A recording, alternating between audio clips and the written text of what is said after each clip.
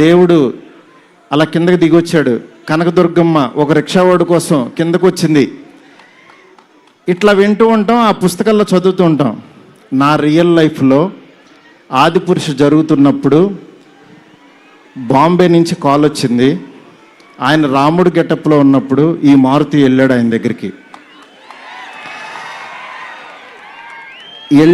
వెళ్ళిన తర్వాత అలా మా పరిచయం స్టార్ట్ అయింది. ఆయన ఆ రోజు బాగా నవ్వించానని అనుకున్నాను. కానీ ఆయన అంటే ఆయనకు అసలు అవసరం లేదు. ఎందుకంటే బాహుబలి హీరో.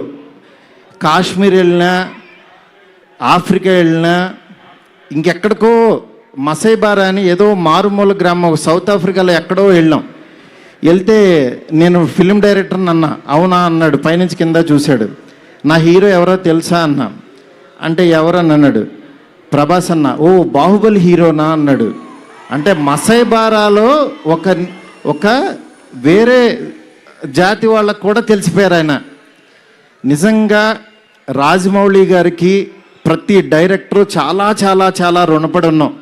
ఎందుకనంటే ఇవాళ ప్యాన్ ఇండియా అని అందరూ కాల్ రేస్కి తిరుగుతున్నాం. కానీ ఒక వ్యక్తి లైఫ్ పెట్టేసి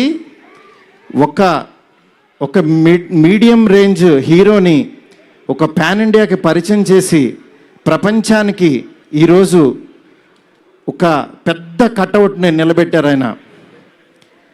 నిజంగా మనం ఒక తెలుగు ఇండస్ట్రీకి ఈరోజు ఒక స్వర్ణయుగం లాంటిది. ఒక సుకుమార్ గారు, ఒక సందీప్ రెడ్డి వంగ, ఒక ప్రభాస్ గారు, అల్లు అర్జును, ఇట్లా అసలు ఎంతమంది, ఎన్టీఆర్ గారు, ఇట్లా రామ్ చరణ్, ఇట్లా ఎంతమంది స్టార్స్ తయారవుతున్నారు. నాలాంటి ఒక మిడ్ రేంజ్ సినిమాలు ఒక 11 సినిమాలు చేశాను.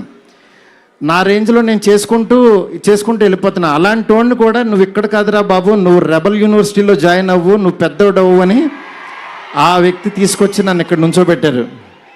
ఈరోజు నిలబడి మాట్లాడుతున్నా. నేను రాశాను, నేను తీశాను, కానీ నా వెనకాల ఉన్న శక్తి మామూలు శక్తి కాదు. అది ఆయన యాక్టింగ్ చేసి వెళ్ళిపోవటం కాదు, ఆయన లైఫ్ పెట్టేశారు. అది నన్ను అంటే ఆయన సినిమా పట్ల ఉన్న భక్తి, సినిమా పట్ల ఉన్న ప్యాషను, సినిమా ఆయన ఏకమైపోయిన తీరుకి అది మాటల్లో చెప్తే చాలా తక్కువైపోద్ది. నేను ఏదో కావాలని ఇట్లా పొగుడుతున్నట్టే ఇదని కాదు. ఆయన వేరే.